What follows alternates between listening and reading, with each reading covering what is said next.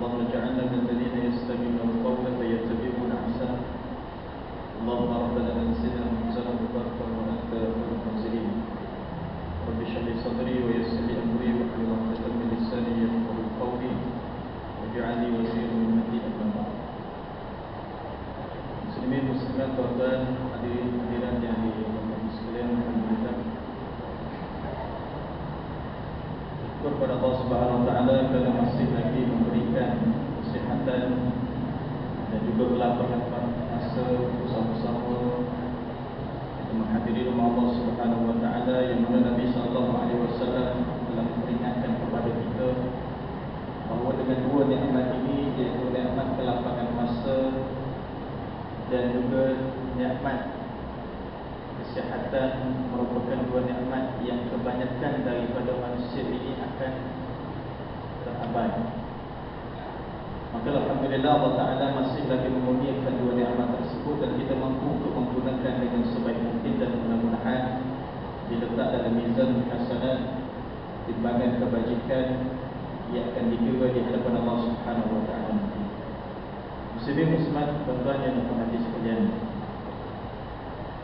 dalam kehidupan kita ini ada satu perkara yang mana kita takkan lepas, yang kita tidak akan tinggalkan, lebih-lebih lagi sebagai orang yang merasakan bahawa tautan kita dengan Allah Subhanahu wa taala ini tak putus. Dan perkara tersebut telah menjadi satu kelaziman dalam kehidupan kita dan kita telah membudayakan itu. Perkara yang dimasukkan iaitu doa. Dan alhamdulillah tuan-tuan, mungkin daripada berkat daripada kita minta, yang kita doa dengan Allah Subhanahu wa taala, berapa banyak yang Allah Taala telah tunaikan dan berapa banyak yang Allah Taala telah makbulkan, Allah Taala telah berikan kepada kita. Terkadang terfikir juga dalam minta kita bahawa mengapa selama ini yang aku minta dengan Allah Subhanahu wa taala, Allah Taala masih lagi belum tunai. Yang aku minta daripada Allah Ta'ala, sebab apa Allah Ta'ala tak bagi-bagi lagi? Sebab mungkin dalam tempoh yang bertahun-tahun tuan-tuan kita minta, Allah Ta'ala tak bagi.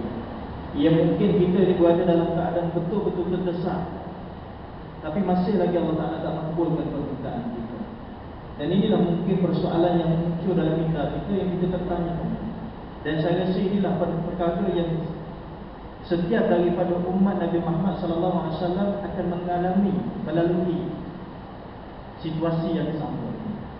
Jadi insya-Allah sekadar untuk menunggu di antara waktu Maghrib dan Isyak ini, marilah sama-sama kita melihat dan kita menghayati, mendengar pesanan daripada salah seorang daripada ulama yang masyhur, iaitu Ibrahim bin Adham, yang telah memberikan kepada kita kata-kata semangat dan juga memberikan peringatan kepada kita berkaitan dengan doa.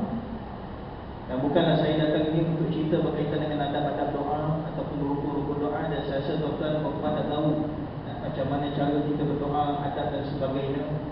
Tetapi kita nak merungkaikan satu masalah yang berkaitan dengan permasalahan doa kita tak dimakbulkan oleh Allah SWT. Dan inilah yang ditanya oleh sekalian daripada masyarakat kepada salah seorang daripada ulama yang masyhur, iaitu Ibrahim bin Adham, berkaitan dengan mengapa doa kami tidak dimakbulkan oleh Allah SWT. Tuan-tuan, siapa Ibrahim bin Adham? Sekadar pengenalan secara ringkas berkaitan dengan salah seorang daripada ulama yang masyhur. Beliau merupakan orang yang sempat sezaman dengan Rabi'atul Adawiyah. Dan mungkin dengan nama Rabi'atul Adawiyah ini tak masyhur dan ma'ruf di kalangan kita. Rabi'atul Adawiyah merupakan salah seorang daripada waliullah, daripada kalangan wanita yang dimasyhurkan. Biasanya kalau kita dengar waliullah ini ramai daripada kalangan lelaki. Imam Syafi'i rahimahullah ta'ala pernah menukilkan, kalau sekiranya Rabi'atul Adawiyah ini merupakan seorang lelaki, nescaya dia layak menjadi seorang Nabi. Bukanlah Imam Syafi'i ini nak munculkan seorang Nabi yang baru selepas daripada kewafatan baginda sallallahu alaihi wasallam, tetapi nak cerita kepada kita peribadi yang ada kepada Rabi'atul Adawiyah. Ibadat ketakwaan yang ada kepada beliau ini menyebabkan beliau ini seorang yang mana dikagumi Bukan daripada kalangan manusia, bahkan daripada kalangan para malaikat. Sezamannya Rabi'atul Adawiyah dengan Ibrahim Ibn Adham, pernah Ibrahim Ibn Adham ini masuk Minang. Dia berminat Rabi'atul Adawiyah. Tetapi pinangan itu ditolak dengan cara yang baik. Hilangan itu ditolak dengan cara yang baik, supaya Ibrahim Ibn Adham ini tak gelasa dengan penolakan pinangan tersebut. Apa yang dikatakan oleh Rabi'atul Adawiyah? Dia kata, macam mana aku nak terima cinta kamu sedangkan hati aku ini hanya terbuka cinta kepada Allah SWT. Ini merupakan dua tokoh yang masyhur hidup sezaman. Dan Ibrahim Ibn Adham merupakan salah seorang daripada tokoh yang banyak merungkaikan masalah-masalah masyarakat, dan ramai orang yang akan tanya direct kepada dia, dan ramai daripada ulama yang menukilkan kata-kata beliau ini. Dan alhamdulillah, insya-Allah kita akan tengok beberapa daripada kata-kata beliau, nasihat, pesanan daripada beliau, yang khususnya insya-Allah berkaitan dengan doa yang tidak dimakbulkan oleh Allah Subhanahu wa taala. Tuan-tuan muslimin muslimat yang dirahmati Allah Taala, beliau telah bagi kepada kita 9 sebab. Dan insya-Allah kita tengok beberapa sebab yang menyebabkan doa kita tidak diterima oleh Allah Subhanahu wa taala. Perkara yang pertama, kata Ibrahim Ibn Adham, yang menyebabkan doa kita tak diterima oleh Allah Subhanahu wa taala ialah kita mengaku Nabi Muhammad SAW sebagai Nabi dan Rasul yang dilantik oleh Allah. Kita mengaku yang bahawa beliau adalah baginda, adalah Nabi yang dilantik secara rasmi oleh Allah. Tetapi yang masalahnya kita tidak mengamalkan sunnah baginda. Senang mengaku Rasulullah sebagai Rasul dan Nabi tetapi tak amalkan sunnah.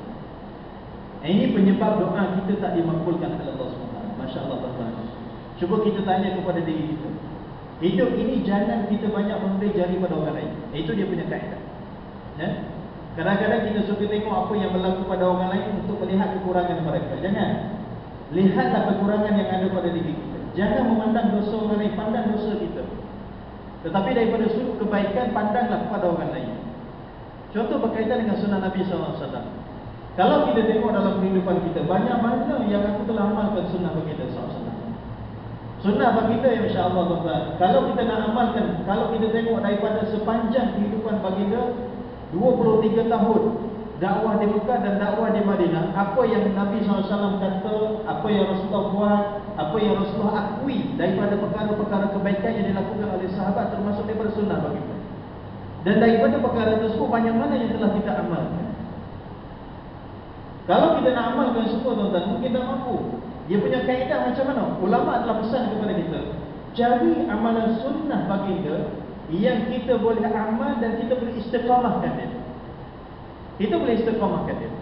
Kalau kita nak buat semua, mungkin tak mampu dan tak terbuat. Cuba cari satu amalan sunnah yang kita mampu untuk buat. Alhamdulillah, kita baru saja habis. Kita baru saja lepas daripada bulan semarak cinta kepada baginda, Rabiul Awal. Kita cerita berkaitan dengan sunnah baginda, kita cerita berkaitan dengan sirah baginda. Di sana tuan-tuan, kalau kita masuk dalam bulan Rabiul Awal, kita bukan sekadar nak dengar macam mana kelahiran baginda. Saya rasa semua orang dah tahu dah macam mana baginda dilahirkan, proses dia sebagainya, masyhur.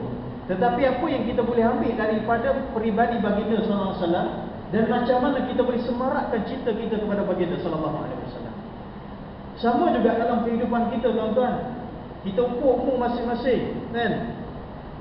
Sebanyak mana yang telah kita mengamalkan sunnah baginda. Nabi SAW dia pernah pesan kepada sahabat. Nabi tahu macam mana keadaan sahabat. Ada sahabat yang tak mampu buat, ada sahabat yang mampu buat. Nabi pernah jumpa dengan seorang sahabat. Nabi pesan kepada sahabat untuk istiqamahkan dengan satu amalan. Jadi kalau kita boleh amal dan kita istiqamahkan tuan-tuan, insya-Allah tak perlu banyak. Tak perlu banyak. Kadang-kadang banyak tapi tak termampu buat. Yang penting istiqamah. Al-istiqamah khairun min alfil karam. Kita istiqamah konsisten lebih baik daripada 1000 keramat yang Allah Ta'ala bagi. Karamah yang Allah SWT bagi. Contoh, Nabi pernah pesan kepada seorang sahabat, sebelum daripada tidur, witir. Salat witir sebelum daripada tidur. Dan pagi kamu bangun pagi itu sembahyang 4 rakaat. Dan insya-Allah kalau siapa yang sembahyang 4 rakaat pada pagi tersebut, Allah Ta'ala akan mudahkan urusannya. Apa dia? Sembahyang sunat duha. Witir ni tuan-tuan, Nabi dah bagi option kepada kita, bagi kaedah kepada kita. Masya-Allah, senang cara dia. Kadang-kadang kita amalkan witir bulan Ramadan saja. Itulah alhamdulillah. Tapi selepas daripada Ramadan, kalau boleh teruskan lagi. Sebab apa? Ini amalan baginda yang baginda tak pernah tinggal. Berapa witir yang paling banyak sekali? 11 rakaat. Berapa sekurang-kurangnya? 1 rakaat. Tapi ulama kata jangan buat 1 rakaat. Kalau boleh buat sekurang-kurangnya 3 rakaat. Tapi tak apalah, kalau tak mampu dengan 3 rakaat, 1 rakaat pun cukup tuan-tuan. Dia punya pilihan nak buat macam mana? Ada 3 tempat, 3 keadaan. Cara yang pertama tuan-tuan, ini untuk kita ada semangat, motivasi untuk buat sunnah Rasulullah. Memang simple, memang senang. Tapi kadang-kadang tak terdaya untuk buat. Kita boleh buat sunnah Nabi SAW ini. Solat sunat witir selepas daripada kita selesai sembahyang sunat selepas daripada Isyak. Sembahyang sunat lepas daripada Isyak 2 rakaat, terus sembahyang witir. Kadang-kadang kalau kita balik rumah tak terbuat. Tak terbuat dengan urusan komitmen kita banyak. Baik, sebelum daripada balik rumah, witir dulu di masjid, di suam. Pertama. Yang kedua, sebagaimana yang Nabi pesan kepada sahabat tadi, sebelum daripada tidur. Dan sunnah Nabi SAW sebelum daripada tidur berwudu, kan? Ambil wudu. Siapa yang berwudu dalam tidur dalam keadaan berwudu, malaikat akan jaga dia sepanjang daripada tidur dia. Masya Allah. Ambil tuan-tuan wudu yang paling simple sekali. Basuh muka sekali, basuh tangan sekali, basuh kepala sekali, basuh kaki sekali. Ambil yang perlu saja, yang rukun saja. Kalau kita tak nak buat 3-3-3, ambil satu yang rukun pun cukup. Dan ambil 4 anggota yang wajib saja. Sebelum daripada tidur, orang lelaki nanti senang. Aurat lelaki agak simple. Tutup aurat, pakai kain pekat yang kita kata yang bersih, pakai baju walaupun baju kemeja, sembahyang sunat witir sebelum daripada tidur. Dan kalau tak boleh, ambil witir yang dibuat oleh, yang diamalkan oleh Sayyidina Ali karamallahu wajhahu. Sayyidina Ali ni orang tanya, memang kamu yakin ke sebelum daripada azan subuh kamu sempat witir? Ya, aku yakin. Sebab tu Ali ni orang yang paling semangat hebat. Dia yakin sebelum daripada azan subuh dia boleh bangun untuk sembahyang tahajud dan sembahyang witir. Dan memang dia buat. Dan kalau kita ada keyakinan tuan-tuan dan kita ahli qiyam, orang yang sentiasa bertahajud sebelum daripada subuh, okey, selesaikan witir. Pilih 3 keadaan. Masya Allah. Yang penting Nabi kata witir. Ini sunnah Rasulullah. Istiqamahkan tuan-tuan. Kalau kita susah nak dengan 3 rakaat, okey, buat 1 rakaat. Walaupun ada pendapat ulama yang mengatakan dengan 1 rakaat itu makruh. Yang sekurang-kurangnya baik 3, tapi sekurang-kurangnya amalkan daripada tak buat langsung. Khilaf ulama dengan makruh tersebut. Satu, yang kedua Nabi pesan kepada sahabat yang sama, iaitu untuk sembahyang duha. Sembahyang duha tuan-tuan. Kita punya macam mana cara berfikir. Kita sembahyang duha sebab apa? Sembahyang tarik rezeki, betul tak? Sebab apa sembahyang duha? Sebab itu sembahyang tarik rezeki. Tuan-tuan, apa saja amal kebajikan, apa saja perkara yang kita buat yang mana betul dengan kaedah yang disyariatkan oleh Allah Subhanahu Wa Taala, itu merupakan perkara yang menarik rezeki. Dan kita tak nafikan bahawa sembahyang duha itu sembahyang tarik rezeki. Ada satu cerita. Salah seorang daripada ulama yang masyhur, Syekh Sya'rawi, pernah didatangi oleh seorang lelaki. Bila mana orang lelaki itu datang, jumpa dengan dia, minta nasihat, mengadu kepada dia satu masalah. Orang lelaki ini dia ada masalah kewangan, masalah kemiskinan, harta lah kita tu. Jadi jumpa dengan Syekh Sya'rawi, dia cerita masalah dia. Maka Syekh Sya'rawi baca kepada dia satu ayat. Dan saya yakin tuan-tuan kita ingat ayat ini, dan kita hafal ayat ini. Dan kita gantung ayat ini mungkin di rumah atau di kedai-kedai kita. Ayat 1005. Wa may yattaqillaha yaj'al lahu makhraja. Imam Sya'rawi, Syekh Sya'rawi baca, wa may yattaqillaha yaj'al lahu makhraja. Siapa yang bertakwa kepada Allah Taala, Allah Taala buka jalan keluar bagi dia. Jadi ditanya lelaki tadi, Allah Taala sebut apa dulu? Dia kata Allah Taala sebut takwa. Ya, Allah Taala sebut takwa, habis cerita balik kan, takwalah kepada Allah SWT. Konsep dia takwa kepada Allah Taala, Allah Taala selesaikan masalah. Kita sembahyang duha tuan-tuan, itu salah satu daripada jalanan takwa kita kepada Allah SWT. Cuma cara apa yang perlu kita ubah? Saksi minda kita tuan-tuan. Aku sembahyang duha bukan semata-mata sembahyang duha itu aku set dalam minda sembahyang tarik rezeki. Aku sembahyang duha itu disebabkan sembahyang yang mana Rasulullah SAW buat. So bila mana kita sembahyang duha tuan-tuan, aku sembahyang duha sebab ini sunnah Nabi SAW. Masya Allah. Senang tuan-tuan. Yang tarik rezeki Allah Ta'ala bagi rezeki, Allah Maha pembagi rezeki, Razzaq. Jangan bimbang. Yang penting buat kerana ini sunnah Nabi sallallahu alaihi wasallam. Tuan-tuan nak buat apa? Buatlah. Dalam hadis Bukhari menceritakan, isteri baginda menceritakan bahawa Rasulullah tak pernah tinggal sembahyang duha. Ada yang mengatakan boleh sampai kepada 8 rakaat, ada yang mengatakan boleh sampai kepada 12 rakaat. Sekurang-kurang 2 rakaat pun cukup, tuan-tuan. Apa lagi sunnah Rasulullah? Kalau kita tak boleh ambil bahagian sembahyang, ambil bahagian puasa. Puasa Isnin Khamis, puasa awal bulan, tengah bulan, akhir bulan. Cari amal sunnah yang mana kita rasa kita boleh amal dan istiqamah. Masya-Allah, masya-Allah. Ini salah satu daripada jalanan untuk menyebabkan doa kita diterima oleh Allah Subhanahu Wa Taala. Banyak tuan sunnah Nabi sallallahu alaihi wasallam yang mungkin kita terabaikan. Ada satu kisah yang masyhur, seorang ulama yang masyhur yang agung, yang mana ulama yang pakar berkaitan dengan hadis dan pakar dalam ilmu fiqh, pengasas sebagai mazhab kembali, Imam Ahmad bin Hanbal. Beliau ni dikatakan sebagai alul hadis. Imam Ahmad bin Hanbal dia belajar dengan Imam Syafi'i. Imam Syafi'i belajar dengan Imam Malik. Masa Imam Syafi'i lahir, Imam Abu Hanifah meninggal. Tengok, dekat-dekat dengan punya zaman, dia orang sezaman ni.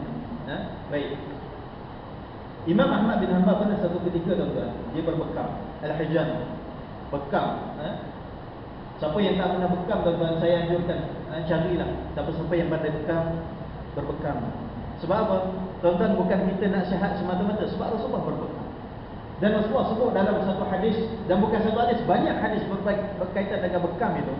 Bekam ni, tuan-tuan, merupakan salah satu daripada kaedah untuk membuat penyakit. Dan kita jangan jadikan sebagai benda tersebut sebagai benda alternatif. Jadikan benda utama. Sakit tak sakit, buat bekam. Sebab apa? Rasulullah berbekam. Pernah satu ketika Imam Ahmad bin Hanbal ini dia berbekam. Lepas daripada sudah bekam ni, dia bayar kepada juru bekam itu dengan jumlah yang banyak. Bila mana dibayar kepada juru bekam itu dengan sejumlah wang yang banyak ini, upah yang banyak, juru bekam tanya, "Wahai Imam, wahai Syekh, sebab apa bayar dengan jumlah ni banyak sangat ni?" Dia kata, tak selayaknya diterima dengan jumlah bayaran upah sebanyak itu. Sebab apa? Bekam simple sikit, tak banyak. Lagipun yang bekam dengan dia itu adalah seorang tuan guru yang besar, syekh yang besar. Dia kata, aku bayar dengan jumlah ini sebab apa? Sebab Nabi pernah bayar dengan jumlah ini kepada juru bekam ketika Nabi SAW berbekam. Dia bayar, tuan-tuan, sebab Nabi bayar. Masya Allah. Dia berbekam sebab Nabi berbekam. Yang ni kita nak ubah kehidupan kita, tuan-tuan. Buat sebab apa? Sebab Nabi buat. Sebab Nabi buat. Siapa yang buat sebab Nabi buat, Masya Allah, dia berjalan di atas satu sunnah Nabi SAW. Kita bersugi, tuan-tuan. Percayalah, tuan-tuan, bersugi. Saya, tuan-tuan, pengalaman. Saya ni jenis saya, gigi saya ni sensitif. Gigi saya jadi gigi sensitif. Mesti pakai ubat gigi. Tapi pernah satu ketika, kita cuba yakinkan diri kita untuk bersugi dengan kayu siwak tadi. Masya Allah, tuan-tuan. Amalkan hanya dalam beberapa ketika. Makan apa saja, tuan-tuan. Allahu Akbar. Yang sebelum ni kalau makan aiskrim, makan ais, ya Allah sakit, tuan-tuan. Rasa ngilu. Tapi kalau dengan sugi, tak sebab daripada sugi, Masya Allah. Aku amal sugi ni sebab Rasulullah sugi. Cuba niat macam tu, Masya Allah, hilang, tuan-tuan. Percayalah. Tapi niat sugi sebab apa? Sebab Rasulullah buat. Kita pakai dengan pakaian jubah sebab Rasulullah pakai. Kita tutup kepala, tuan-tuan, sebab Rasulullah tak pernah buka kepala dia. La yang kasyif. Tak pernah buka kepala dia di khalayak ramai. Sentiasa tutup kepala Rasulullah. Kesimpulannya, cari satu amalan sunnah yang kita boleh amal dan istiqamah. Satu. Kata Ibrahim bin Adham, penyebab kepada doa kamu Allah Ta'ala tak makbul sebab kamu mengaku Nabi SAW sebagai Rasul, lantikan Allah tak amal sunnah bagimu. Yang kedua, penyebab kepada doa kita tidak dimakbulkan, tak diterima oleh Allah Subhanahu Wa Taala. Kata Ibrahim bin Adham, kamu baca Quran tapi kamu tak amalkan Quran. Kamu baca Quran tapi kamu tak amalkan. InsyaAllah kalau kita nak amalkan Quran, tuan-tuan, kadang-kadang tak teramal banyak sangat. Tapi kaedah dia, jangan amal ikut rasa sesuai dengan nafsu kita. Satu. Yang kedua, cuba amalkan sekadar yang termampu. Baik, berkaitan dengan Al-Quran. Yang pertama, pastikan baca. Pastikan kita baca Quran. Saya yakin kehidupan kita, tuan-tuan, kalau kita tak hiasi dengan Al-Quran, susah kehidupan kita. Seorang daripada ulama, sebelum bergelar daripada ulama, dia pernah belajar dengan seorang ulama yang masyhur. Selepas belajar dengan seorang syekh ini, habis dalam tempoh berapa yang lama, dia minta izin untuk belajar dengan ulama yang lain. Sebelum daripada dia orang berpisah, guru dia pesan kepada dia, pastikan kamu sentiasa baca Quran hari-hari. Siapa yang baca Quran hari-hari, perbanyakkan baca Al-Quran, Allah Ta'ala akan mudahkan urusannya. Masya Allah tuan-tuan, sehari dia baca 1 juzuk. Bila mana baca 1 juzuk, dia rasa macam senang urusan perjalanan kehidupan dia. Dia tambah 3 juzuk, tiap hari baca 3 juzuk. Sampailah satu ketika bila mana dia rasa selesa, dia rasa bila mana Al-Quran itu penyebab kepada mudah urusan dia, sehari 10 juzuk tuan-tuan dia baca. Mustahil tak mustahil? Al-Quran 30 juzuk. Hidup kita sehari ada 24 jam. Komitmen kita dengan kerja, komitmen kita dengan keluarga, komitmen kita dengan masyarakat banyak. Macam mana kita boleh celah-celah untuk baca Quran itu? Siapa yang Allah Ta'ala bagi hidayah, Allah Ta'ala bagi taufik, insya-Allah Al-Quran tidak ada bagi dia penyebab untuk ditinggalkan. Contoh, bangun pagi tuan-tuan, berpagi-pagi kita dengan baca Facebook ataupun WhatsApp ataupun kita baca Telegram. Contoh, ini bukan cerita sini ni, cerita Pakistan ni. Tak ada kaitan di sini. Kita berpagi tuan-tuan, kita buka handset kita baca apa dulu? Memanglah kita baca benda tersebut tak salah, tapi cuba kita rasa salah bagi diri kita kalau sekiranya kita asyik dengan benda yang kita baca, pesanan daripada kawan kita, urusan kerja kita, tapi urusan kita dengan Allah SWT, kalau Allah kita tak sentuh, tak baca lagi. Sebelum daripada tidur tuan-tuan, saya rasa, saya percaya, telefon ni ada dekat handset kita, ada dekat telinga kita, bawah bantal kita, dekat daripada meja solat mungkin, dekat katil kita. Sebab apa? Kita kunci, alam nak bangun pagi esok. Sebelum daripada tidur mungkin tuan-tuan kita baca dulu WhatsApp, pesanan-pesanan, mungkin kita share dulu, selamat malam dan sebagainya. Dan saya yakin tuan-tuan, siapa yang ada smartphone sekarang, buka lah. Cuba tuan-tuan tanya teman-teman masing-masing, siapa yang tak download Al-Quran? Siapa yang tak download Al-Quran? Semua download, majoriti. Kalau Al-Quran ada dalam handset kita tuan-tuan, dalam smartphone kita tuan-tuan, apa salahnya masa-masa kita tengah baring nak tidur tuan-tuan, buka surah Al-Mulk. Yang Nabi SAW sebut dalam sebuah hadis, surah ini namanya Al-Mani'ah. Selain daripada surah Al-Mulk, namanya Al-Mani'ah, penghalang, penyekat bagi azab kubur. Dan Nabi kata, awadu, aku nak sangat dan aku suka sangat kalau sekiranya surah yang 30 ayat ini ada dalam setiap daripada hati-hati umat aku. Nabi suka sangat kalau setiap umat yang hafal surah Al-Mulk. Ini satu lagi sunnah Rasulullah. Nabi suruh sangat kita hafal surah Al-Mulk, dan Nabi suruh sangat sebelum daripada tidur tuan-tuan kita baca surah Al-Mulk. 30 ayat saja tuan-tuan.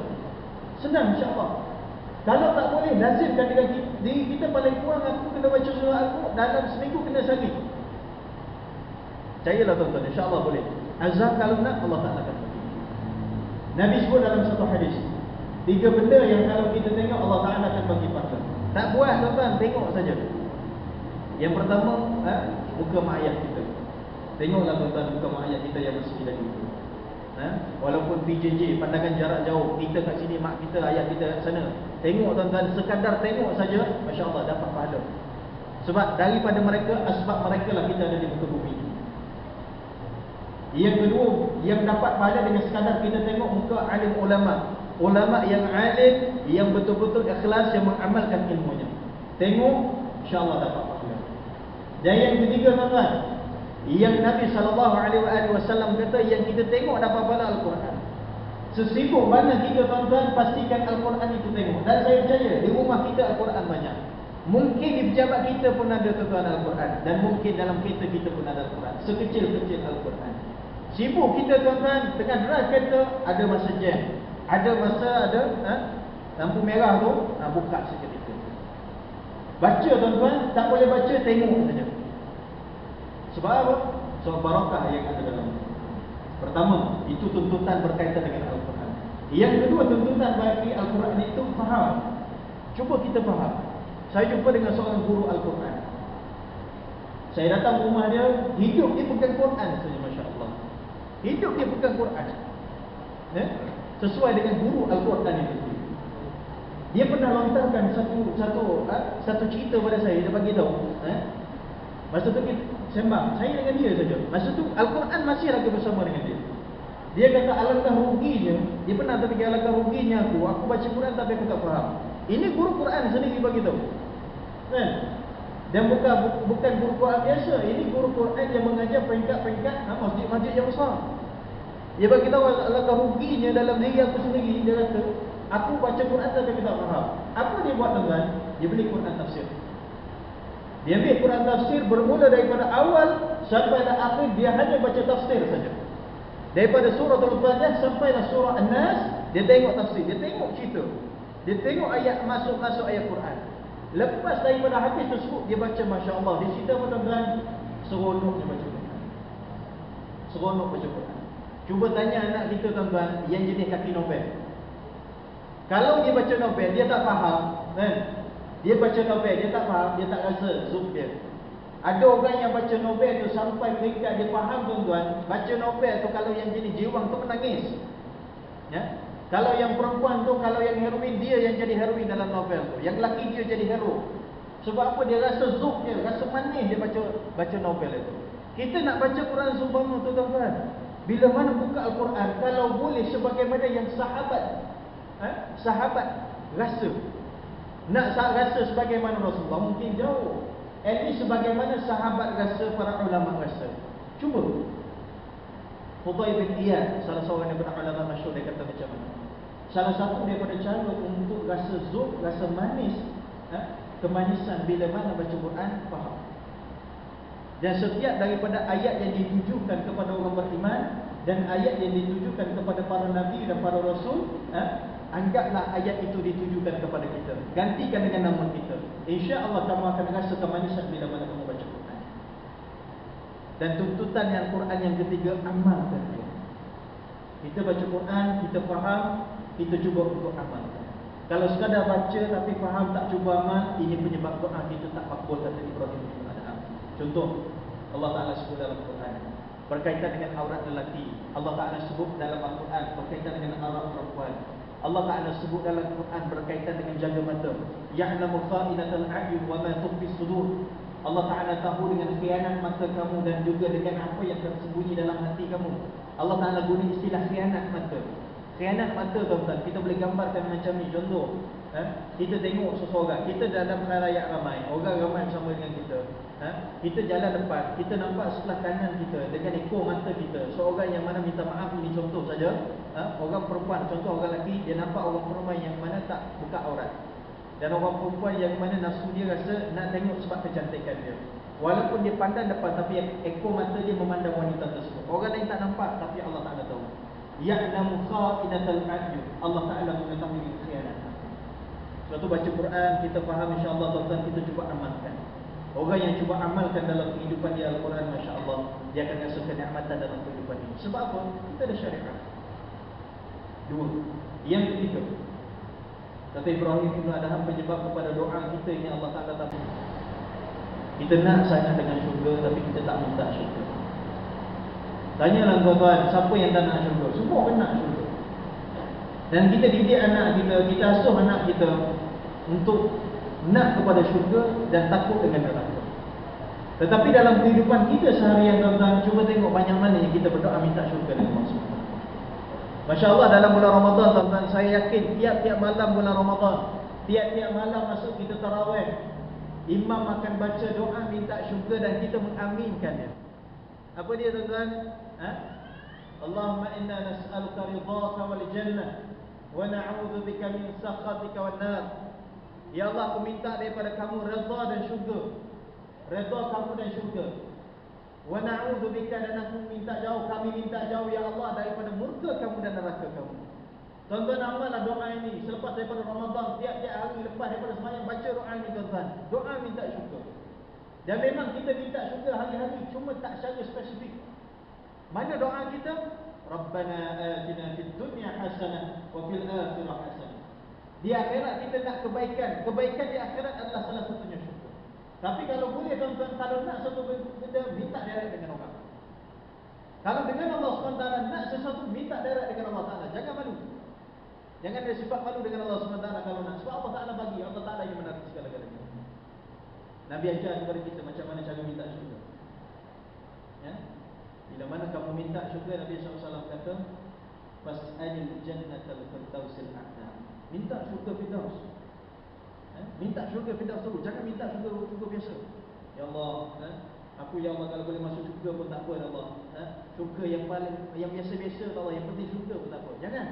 Nabi kata fas'alil jannatal firdausil a'la. Minta syurga Firdaus yang paling tinggi sekali. Sama juga tuan-tuan, ini minta maaf, ini sekadar pandangan saya. Nak terima boleh terima, nak tolak pun tolaklah, tak ada masalah. Tapi jangan jatuh kalau tolak. Kalau kita doa untuk kejayaan anak kita, macam mana cara kita doa? SPM dah lama dah akan keluar dia punya result. Saat ketika ini hati ayah, hati ibu dalam keadaan berdebar-debar. Bayangkan dalam masa lebih kurang 2-3 minggu lagi, result SPM nak keluar, macam mana? Saya yakin seorang ibu dan seorang ayah akan sentiasa berdoa. Bahkan kalau sekiranya takdirlah tuan-tuan, esok merupakan hari yang bakal keluar keputusan SPM anak kita. Sambil contoh SPM. Macam mana cara kita berdoa tuan-tuan? Bagi saya, kalau kita seorang ibu, kita seorang ayah, kita doa macam mana? Ya Allah, kamu bagilah kejayaan kepada anak aku. Kalau yang kita tahu sebelum ni anak kita tuan-tuan, dia punya teraya tak pernah lulus tuan-tuan. 2-3 kali je buat teraya tak pernah lulus. Kita doa macam mana? Ya Allah bagi kejayaan kepada anakku. Dia lulus pun tak apa ya Allah. Lulus pun tak apa. Bagi saya kalau seorang ibu ya seorang ayah berdoa macam ni, ini kurang betul ni. Nak kata totally betul, asal pula kan? Tak, kurang betul. Kalau anak kita tak pernah dapat lulus, semua lulus tapi tak dapat sebiji pun A, ya Allah bagi kejayaan kepada anakku, dapat satu A pun tak apa ya Allah. Ini tak kena tuan-tuan. Di mana tak kena? Yang pertama, kita terlalu memandang rendah kepada anak kita. Saya tahu dah anak saya. Betul tuan-tuan. Kita tahu itu anak kita sebab kita didik dia, kita lahirkan dia sampailah dia membesar umur 17 tahun, 18 tahun. Tetapi ada satu sudut benda-benda yang kita tak tahu apa yang ada dalam hati anak kita. Mungkin saat ketika anak kita nak masuk dalam dewan peperiksaan, Masya Allah, saat ketika itu yang nasihat kita sebelum ini, dia ingat balik Allah Ta'ala bagi hidayah kepada dia. Dia bertaubat pada Allah SWT. Pada masa tersebut, dengan taubatnya sebelum masuk dalam dewan peperiksaan, Masya Allah, Tabarakallah, Allah Ta'ala buka satu persatu. Masa jawab, tengok soalan tu, dia jawab satu persatu, senang jalanan. Mungkin yang sebelum ni tak pernah dapat A walaupun sebiji tuan-tuan, dia result keputusan dia akan dapat 10 A contoh. Sebab tu doa dengan Allah SWT, minta kejayaan walaupun anak kita tak pernah berjaya, minta kejayaan yang sepenuhnya. Kesalahan kita yang pertama sebab kita terlalu membenarkan. Kesalahan yang kedua tuan-tuan, bagi saya, kalau kita doa macam tu pada anak kita, kita tak sangka baik dengan Allah Ta'ala. Kita tak sangka baik dengan Allah. Allah Ta'ala sebut dalam satu hadis kursi, Ana 'inda dhanni 'abdi bi. Aku di sisi sangkaan hamba. Kalau hamba aku sangka baik, aku baik. Kalau hamba sangka aku bagi. Kalau hamba sangka aku tak baik, aku tak baik. Maksudnya Allah SWT memandang macam mana sangkaan kita pada Allah SWT. Sentiasa sangka baik, lebih lagi ketika kita berdoa dengan Allah SWT. Sebab tu minta syurga tuan-tuan. Bagi masalah, kembali pada masalah kita, minta syurga Firdaus. Dan saya yakin dalam minda kita takkanlah aku ni layak duduk dalam syurga Firdaus. Saya pun rasa saya tak layak duduk dalam syurga Firdaus. Kita rasa aku takkanlah boleh duduk dalam syurga Firdaus. Sebab apa? Syurga itu syurga milik pada Nabi dan para Rasul. Orang yang betul-betul terpilih di sisi Allah SWT, takkan aku boleh masuk.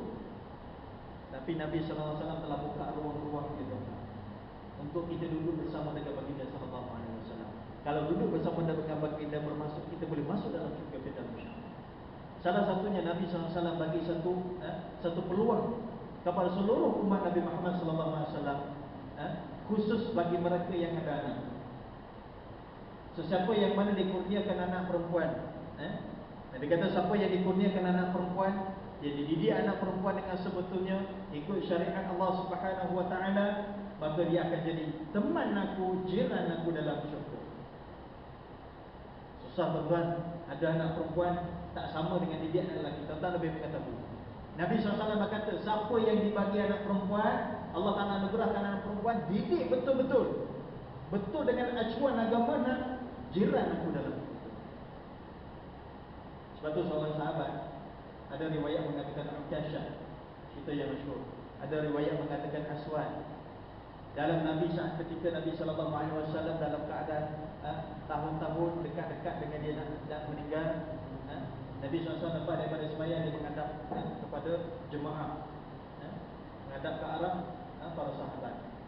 Dia kata, siapa yang di kalangan kalian yang ada, aku ada hutang atau buat salah dan sebagainya, bagi tahu, kita selesaikan. Jadi tuan-tuan, kalau sekiranya mak ayah kita panggil kita sebagai anak-anak, siapa di kalangan anak-anak ayah ataupun anak-anak ibu ni, anak-anak mak ni, yang mak ataupun ayah pernah hutang, bagi tahu mak dengan ayah nak bayar. Kita tuan-tuan, kalau mak ayah nak bayar hutang, dia berhutang dengan kita, dia minta pun kita bagi, tak kira hutang tuan-tuan, kita terus bagi. Dan kalau dia orang nak bayar, kita kata tak bayar lah, nak bayar. Sebab apa? Itu mak dengan ayah kita. Ini tuan-tuan bayangkan Nabi SAW. Kedudukan para Nabi SAW lebih mulia daripada ibu dan ayah. Ini bukan alasan untuk tak berbakti kepada mak ayah. Berbakti kepada mak ayah tak wajib, tetapi Nabi mesti didahulukan daripada segala-galanya. Bila mana sahabat itu Nabi ajukan benda tersebut, sahabat semua siap, diam. Tapi tiba-tiba bangun seorang sahabat. Dia kata, aku ya Rasulullah. Apa dia? Sahabat terkejut. Sebab apa? Dalam ramai-ramai ada yang sanggup minta hutang dengan Rasulullah, minta nak balas balik. Bila mana sahabat itu bangun, maka Rasulullah katanya apa dia? Dia kata Rasulullah adalah satu peristiwa. Ketika mana Rasulullah naik atas kenderaan, Rasulullah pukul kenderaan tersebut, unta atau kuda tu nak suruh dia gerak belakang tu, Rasulullah tak perasan. Bukan Rasulullah pukul binatang tu, Rasulullah pukul saya. Saya yang kena Rasulullah. Sebab apa? Saya lekatan ke sana. Bukan binatang tu yang kena Rasulullah, saya kena. Maka Rasulullah kata pada Sayyidina Umar, Umar ambil rotan. Umar bila mana Rasulullah suruh ambil rotan, Umar kata macam mana Rasulullah, aku ganti tempat kamu. Siapa yang sanggup tengok Rasulullah dibalas dengan benda tersebut? Walaupun sedikit pun tak sanggup. Rasulullah, aku ganti tempat kamu. Rasulullah kata, ini aku dengan dia. Aku dengan dia. Dia aku selesaikan dengan dia. Umar ambil rotan dengan arahan daripada Rasulullah. Dan dibagi pada sahabat tadi. Maka Rasulullah silakan tubuh dia untuk sahabat tadi itu balas balik. Maka bila mana sahabat itu Rasulullah dah tahan dah tubuh dia ni untuk balas balik, sahabat tu kata kepada dia, dia kata Rasulullah, masa Rasulullah pukul saya belakang tu, saya tak pakai baju Rasulullah. Tak adil kalau sekarang saya pukul Rasulullah, Rasulullah pakai baju. Boleh diman kan kita. Okay, macam tu tak salah. Rasulullah angkat baju dia. Saat ketika Nabi SAW angkat baju dia, nampak kepada kulit Rasulullah yang putih bersih, kemerah-merahan, maka sahabat tadi menerkam dan memeluk Nabi SAW. Maka Rasulullah kata, kamu nak apa sebenarnya? Dia kata, ya Rasulullah, kalau nak dibandingkan dengan aku ini akan jumpa dengan kamu dalam syurga nanti, maka aku bukan yang layak semua. Tak layak aku semua. Tengok tuan-tuan, orang yang sezaman bersama dengan Rasulullah, berjuang dengan baginda, rasa tak layak nak jadi orang yang duduk bersama dengan Rasulullah. Apatah lagi kita tuan-tuan, kita terlalu jauh dengan baginda. Dia kata, kalau aku nak duduk bersama dengan kamu Rasulullah dalam syurga itu, aku memang tak layak Rasulullah. Tapi sebelum daripada kita berpisah, sekurang-kurangnya kulit aku yang hina ini bersentuh dengan kulit kamu yang mulia. Maka Nabi SAW kata kepada sahabat, kalau kalian nak tengok ahli syurga dan teman aku dalam syurga, jiran aku dalam syurga, tengok pada sahabat ini. Tengok tuan-tuan, Nabi dah buka jalan kepada kita untuk sama-sama bersama dengan baginda. Maka kita mintalah syurga sebagaimana yang Nabi SAW suruh. Dan kalau kita tak boleh dalam bahasa Arab, dalam bahasa Melayu, ya Allah bagi syurga Firdaus ya Allah. Memang kita rasa tak layak, tapi yang tak layak itu kita masuk syurga bukan dengan amal kita tuan-tuan. Kita ahli masjid, alhamdulillah. Kita ahli tahajud, alhamdulillah. Kita ahli sedekah, alhamdulillah. Kita ahli puasa, alhamdulillah. Tetapi kita tuan-tuan bukan masuk dengan amal kita, tapi kita masuk dengan rahmat daripada Allah Subhanahu wa taala. Sebab itu kita minta dengan Allah Subhanahu wa taala nak syurga itu, mudah-mudahan Allah Subhanahu wa taala bagi. Allah Taala bagi dengan rahmat daripada Allah Subhanahu wa taala. Itu yang ketiga. Yang keempat, perkara yang dikatakan penyebab kepada doa kita tidak dimakbulkan oleh Allah Subhanahu wa taala, kata Ibrahim bin Adham, kita takut dengan neraka Allah, tapi kita lakukan perkara yang menjerumuskan diri kita kepada neraka Allah. Tanya siapa tuan-tuan orang Islam ke, bahkan orang yang bukan Islam, yang percaya dalam agama mereka adanya kebangkitan selepas daripada kematian. Antaranya agama Kristian, agama Hindu. Dia orang percaya lepas daripada dia orang mati yang akan dibangkitkan. Dan kalau dia orang dibangkitkan, dia orang akan percaya berkaitan dengan syurga pahala. Dan kalau kita tanya, engkau nak apa? Engkau nak syurga. Neraka tak nak. Neraka tak nak. Dan kita pada lagi kita umat Islam, kita tak nak pada neraka. Tapi bila mana kita tak nak kepada neraka, dalam masa yang sama kita terbuat, sama ada terbuat ataupun buat amalan-amalan yang menyebabkan kita ini makin dekat kepada neraka Allah SWT. Setiap daripada perkara maksiat, perkara yang mengundang dosa, perkara yang dikatakan sebagai kemurkaan Allah SWT, itu perkara menghalalkan diri kita kepada neraka Allah SWT.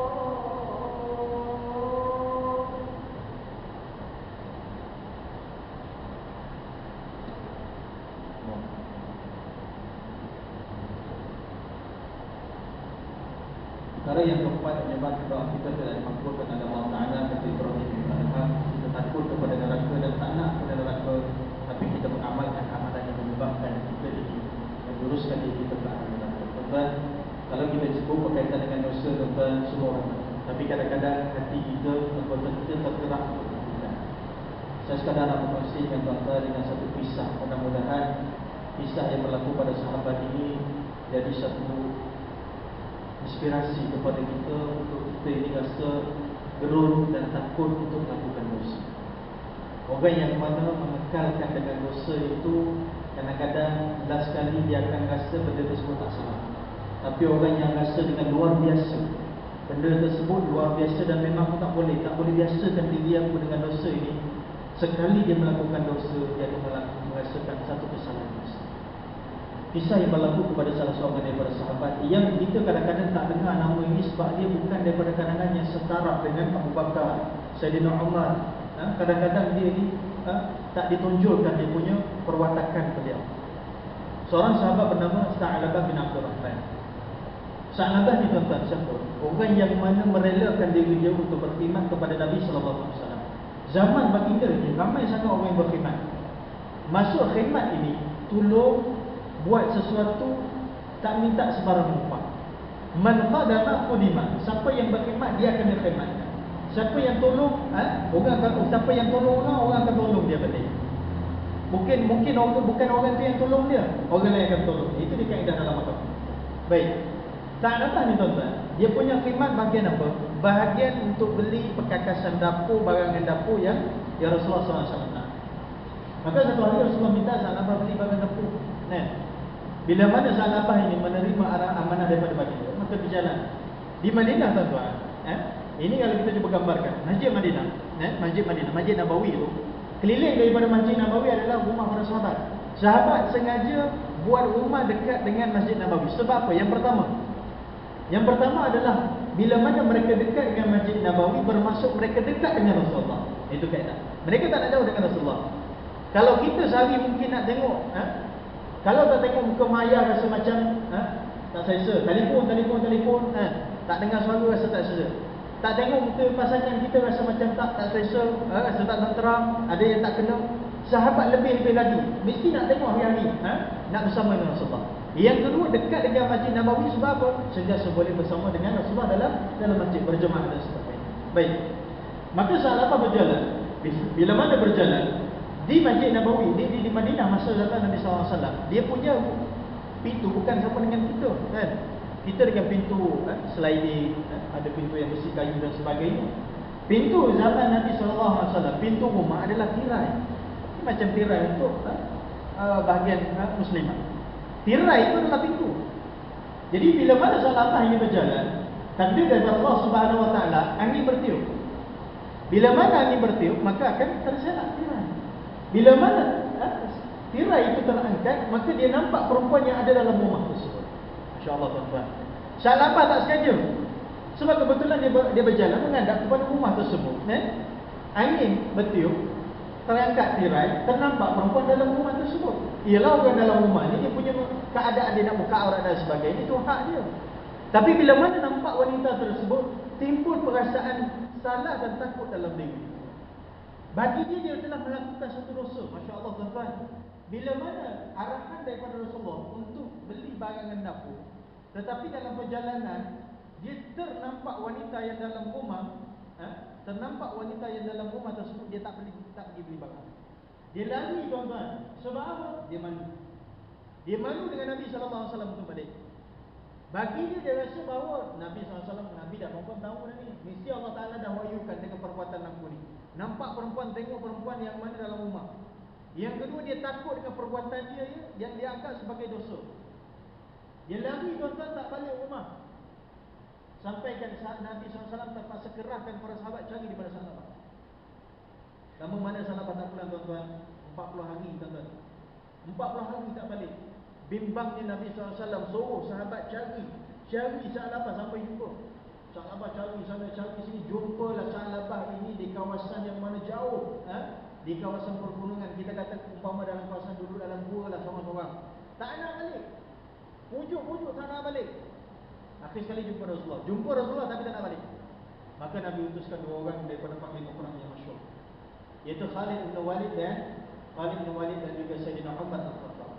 Dua orang ini ditugaskan oleh Rasulullah untuk cari dan pujuk bawa balik sahabat menghadap Rasulullah. Sampai di sana tengok sahabat dalam keadaan yang penat, dalam keadaan yang nazak. Tuan-tuan, 40 hari tak tahu makan minum. Sebab apa? Takut dan malunya dia. Akhir sekali dia papa bawa sahabat balik menghadap Nabi SAW. Nabi tengok keadaan sahabat, ya Allah, Nabi terkejut. Dia kata, apa hal, apa kes ni sahabat sampai jadi macam ni. Sahabat ini bila mana Nabi kata macam tu, yang asalnya dia anggap yang Nabi SAW dah tahu. Maka Nabi tengok sahabat dalam keadaan tuan-tuan sakit, dalam keadaan tenat itu, Nabi SAW pangkukan di atas pangkuan dia. Ini sunnah Nabi. Orang yang sakit, lebih-lebih lagi orang yang dalam keadaan nazak, sunnah kita pangkukan. Sebab apa? Nabi pangkukan sahabat ramai. Satu. Yang kedua, Nabi sendiri mati dan wafat di atas pangkuan Sayyidatina Aisyah. Untuk kita talqinkan dalam masa yang sama lah. Kalau boleh paku-paku, tak boleh paku, tak ada masalah. Baik. Dia kata, apa yang terjadi sebenarnya sahabat? Maka sahabat situ, ya Rasulullah, ceritanya macam ni. Jadi dia kata Rasulullah, aku ada neraka Rasulullah. Tengok tuan-tuan, orang yang mana tengok seorang wanita, tertengok seorang wanita dah set diri dia ni sebagai ahli neraka, takutnya dengan dosa, takutnya dengan neraka Allah Ta'ala. Rasulullah, aku ada neraka Rasulullah.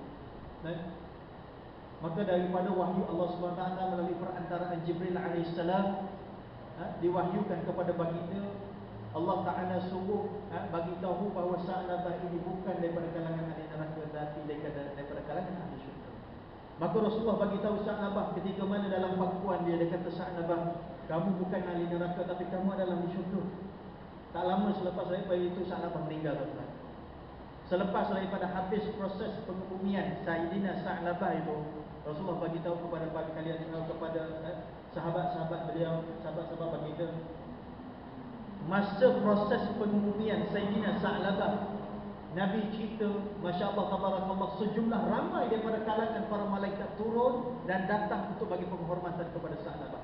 Dan Nabi kata, seumpama dah tidak ada ruang untuk malaikat duduk, dah ramai sangat orang, malaikat datang sebab apa? Nak bagi penghormatan kepada orang yang takut kepada dosa, orang yang takut kepada neraka Allah, dan orang yang daripada kalangan ahli syurga Allah Ta'ala. Masya Allah, tuan-tuan.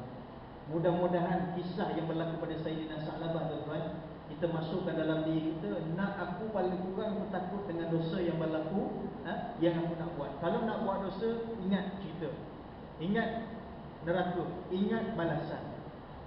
Mudah-mudahan yang kita kata kita takut dengan neraka Allah Ta'ala ini betul-betul kita tinggalkan sedaya termampu, sedaya termampu dosa-dosa, perbuatan-perbuatan maksiat. Dan yang terakhir sekali, untuk malam ini berkaitan dengan perkara yang menyebabkan doa kita tidak diterima atau tidak dimakbulkan oleh Allah Ta'ala.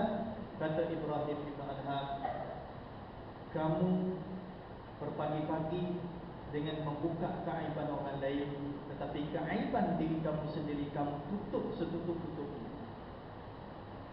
Aib orang lain kita buka, tetapi aib diri kita ni kita sembunyikan dia. Ini penyebab doa kita Allah Ta'ala tak terima. Masya Allah, tuan-tuan, Allah Ta'ala bagi kemudahan teknologi zaman kita.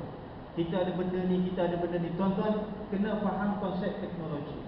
Teknologi adalah benda untuk memudahkan urusan kita, ibadat kita senang dengan teknologi dan selesa dengan teknologi. Kipas teknologi, tuan-tuan, selesa semayang kita, selesa kita dalam rumah Allah, aircon dan sebagainya. Ini teknologi.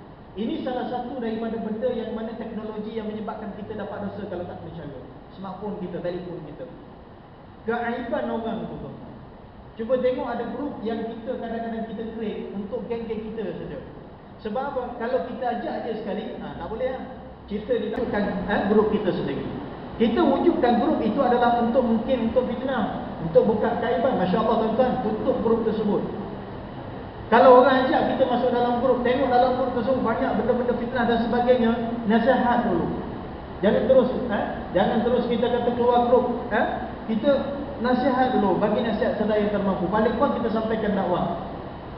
Aib orang lain, tuan-tuan, kaedahnya kita cuba tutup sedaya mampu. Sebab inilah yang Rasulullah SAW cuba buat.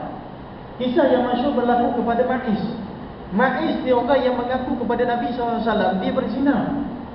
Datang kepada Rasulullah, ya Rasulullah, celaka aku telah berzina Rasulullah. Rasulullah bila mana dia dengar pengakuan daripada Ma'iz, dia pusing. Dia pusing, dia akan menghadap Ma'iz, dia kata mungkin kamu sentuh-sentuh, mungkin kamu raba-raba, mungkin kamu cium-cium. Beberapa kali pengakuan daripada Sayyidina Ma'iz. Ulama kata di sana ada satu pengiktibaran yang kita boleh ambil.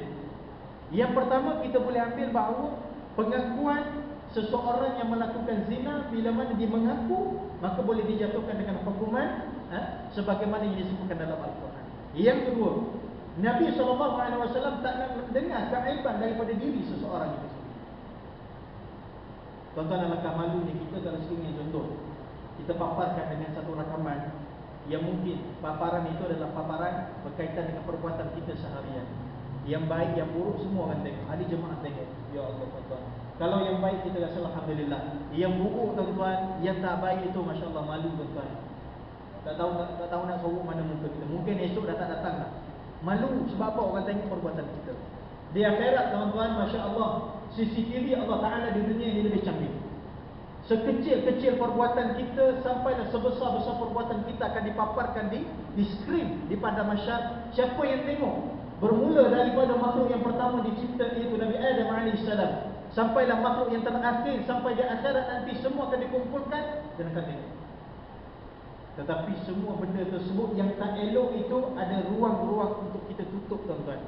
Tapi dengan kaedah Allah Subhanahu Wa Taala akan tutup keaiban kita nanti dengan cara kita tutup keaiban saudara-saudara kita ketika mana di dunia ini.